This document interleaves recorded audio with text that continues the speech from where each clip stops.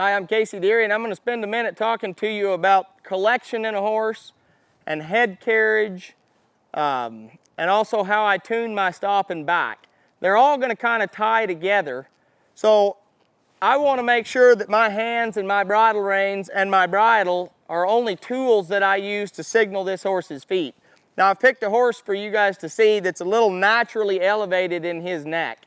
So it should be fairly easy for you guys to see the transition that I go through to get him to drop his neck and, more importantly, pick his back up. In my opinion, it does no good if I get a horse to drop his neck if I don't have any connection to his feet, okay? This does nothing more than make some people happy. There's really no purpose in it. So I want this horse to understand that when I draw on that bridle rein, that his feet should move. So to get that, I'm going to stay in one position with the same amount of pressure until his feet move back. As soon as his feet move back, I release him to say, thank you, that's what I'm after. Now every time I do that, I'm going to pull to the same spot with the same amount of pressure, expecting the same results. Now, what happens to most people in this situation is they get impatient and they pull harder or they start kicking. Anything I do that varies from me picking up my hand here is going to vary the way he understands that cue. It's important to me that when I draw my bridle reins, his feet move back. And as soon as he yields his feet to me, I'm going to release him. Okay?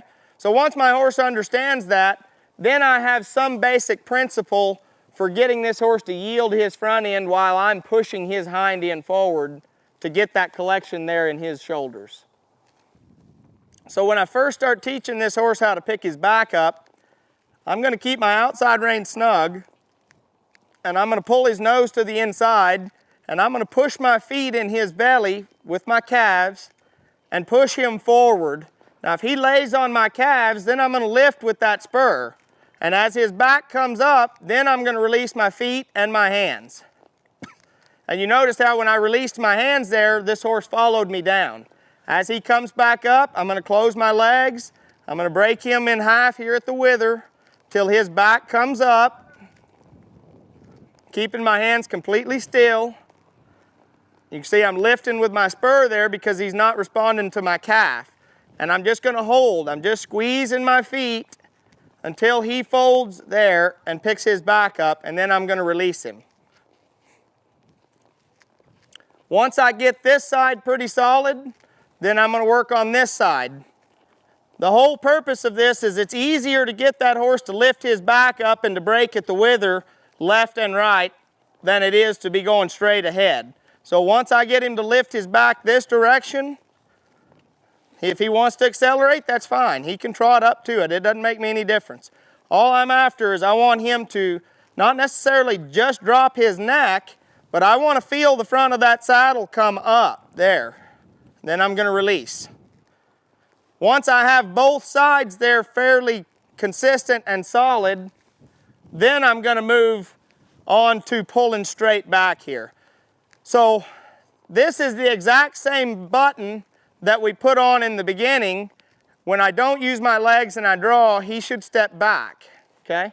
As soon as he comes back, I'm going to release him. Every time I release him, it gives me an opportunity to come back and pull again.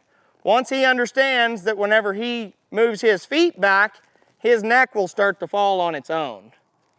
He understands that part. He understands the left and right.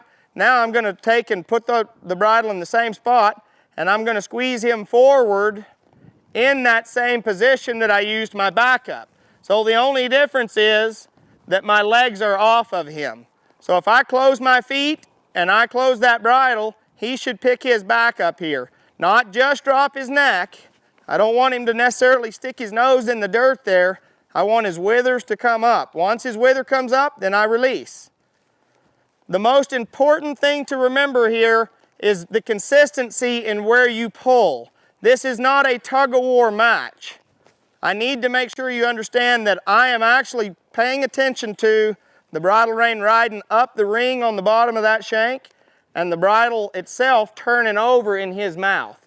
So I'm not necessarily pulling hard enough to break a small rubber band. I'm just turning that bridle over and using my feet to ride him forward. Every time his back comes up and he breaks at the wither and his neck goes down, I'm releasing. Once he understands that, then I can move on to a trot and on to a lope and on to a gallop.